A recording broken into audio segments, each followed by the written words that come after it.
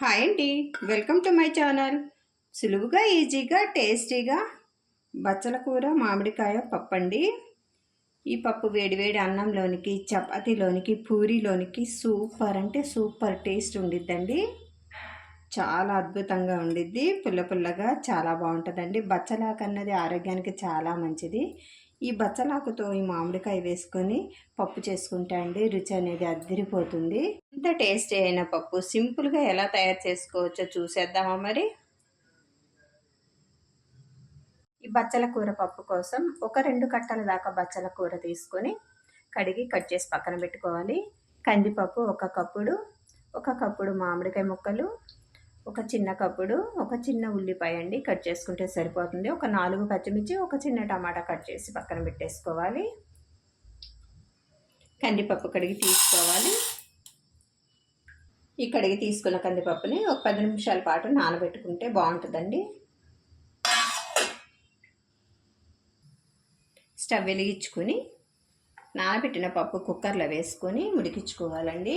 కుక్కర్లో వండుకుంటే చాలా బాగుంటుందండి, తొందరగా అయిపోతుంది కూడాను. పసుపు వేసుకోవాలి.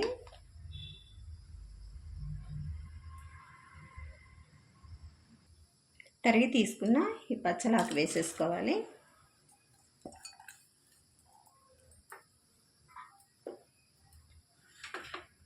మామిడి ముక్కలు కూడా ఇట్లా వేసుకోవాలండి. పైన ఉల్లిపాయ, పచ్చిమిర్చి కట్ చేసి పెట్టుకున్న పచ్చిమిర్చి కూడా వేసుకోవాలి. ఒక చిన్న టమాటా అండి, చాలా బాగుంటుందండి టమాటా వేసుకుంటే పప్పు అనేది. పైన ఒక స్పూనుడు దాకా కారం అండి వేసేసుకోవాలి. ఒక స్పూనుడు సాంబార్ కారం అండి. సాంబార్ కారం వేసుకుంటే చాలా బాగుంటుందండి పప్పు అనేది. కొద్దిగా వాటర్ పోసుకొని కుక్కర్ మూత పెట్టేసుకోవాలి.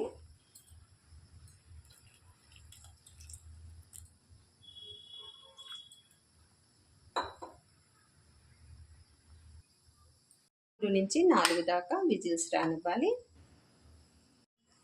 కుక్కర్ మూత తీసి చూసుకోవాలి.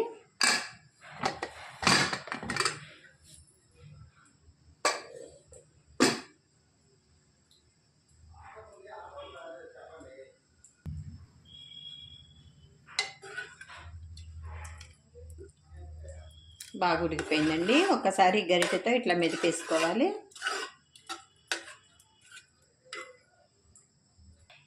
ఇందులోనికి రుచికి సరిపడా ఉప్పు వేసేసుకోవాలి.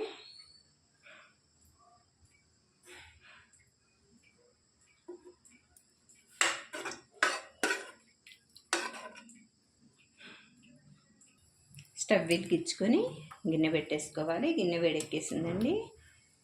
తాలింపు వేసేసుకోవాలి. ఇప్పుడు ఇందులోనికి ఆయిల్ వేసుకోవాలి. 2 టేబుల్ స్పూన్లు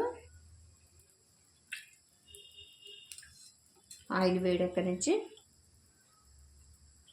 1 టేబుల్ స్పూను ఆవాలు వేసుకోవాలి.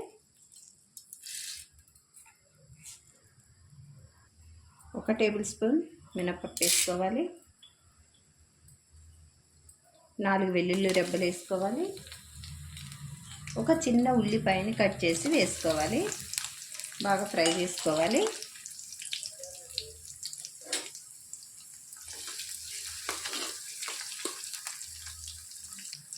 హాఫ్ టేబుల్ స్పూన్ జీలకర్ర వేసుకోవాలి.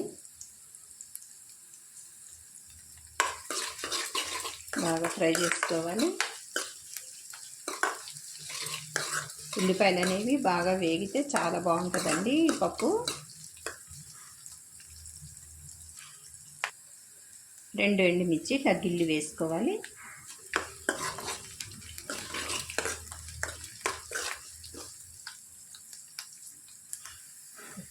కరివేపాకు వేసుకొని వేయించుకోవాలి.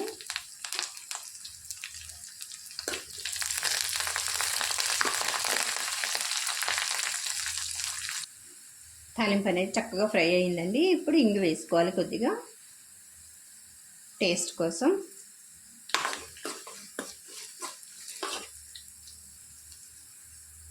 రెడీ చేసుకున్న తాలింపుని పప్పులో వేసేసుకోవాలి.